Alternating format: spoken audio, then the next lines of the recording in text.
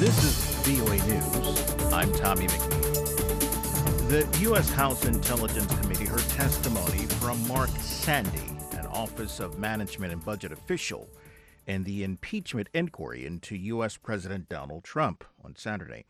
Democratic Congressman Eric Swalwell of California said that Sandy's testimony related to a hold that the administration placed on millions of dollars to Ukraine. I'm not going to go into what he testified to, but this investigation is most importantly about $391 million in taxpayer dollars that was leveraged to ask the Ukrainians to investigate the president's political opponent.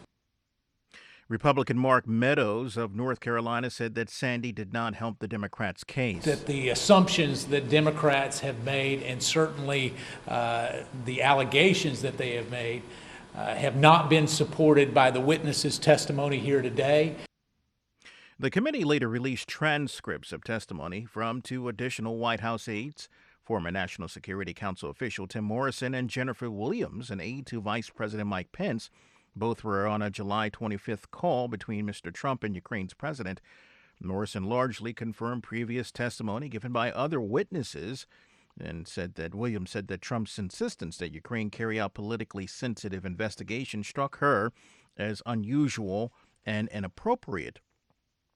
Fires blazed down the doorstep of Hong Kong Polytechnic University's entrance into the early hours of Sunday as protesters hurled gasoline bombs and police fired volleys of tear gas. Thousands of students and activists blocked the entrances to 5 universities within the city. They also stockpiled gasoline bombs, catapults, bows and arrows, and other weapons.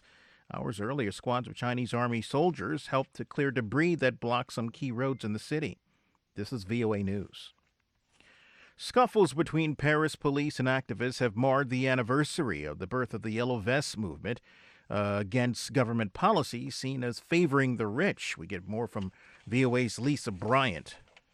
Demonstrators smashed store windows and bus stops in Paris, setting bonfires in some streets. Police and firemen responded with tear gas and water hoses. At least one of the demonstrations was canceled because of the violence.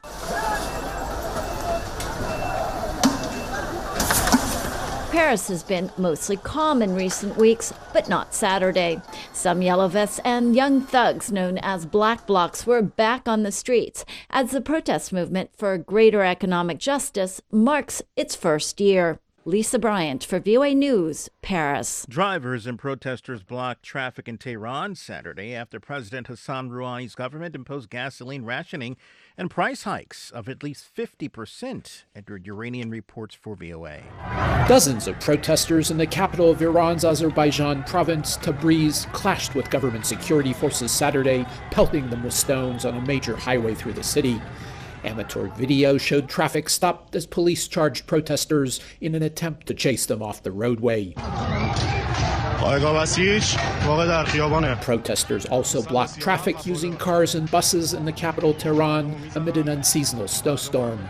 Protests were reported Saturday in dozens of Iranian towns and cities for the second straight day following a government decision to raise fuel prices.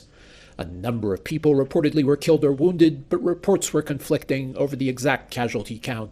Edward Uranian for VOA News, Cairo. And Iraqi officials said that protesters pushed closer to the Green Zone, Baghdad's fortified seat of government, after security forces pulled back following violent altercations. AP correspondent Sarah Bassett. Hundreds of protesters have taken control of part of a major bridge in central Baghdad, leading to the Green Zone, building barriers and shelters on it. Security forces are still deployed on part of the bridge in order to block the demonstrators. It is now the second bridge under their control. Protesters have taken to the streets in the tens of thousands, outraged by widespread corruption, lack of job opportunities and poor basic services despite the country's oil wealth. At least 320 people have been killed and thousands have been wounded since the unrest began on October 1st. I'm Sarah Bassett. And Venice will face another exceptional high tide Sunday after its worst flooding in 50 years. Tuesday caused more than $1 billion worth of damage and submerged St. Mark's Square under a meter of water. I'm Tommy McNeil, VOA News.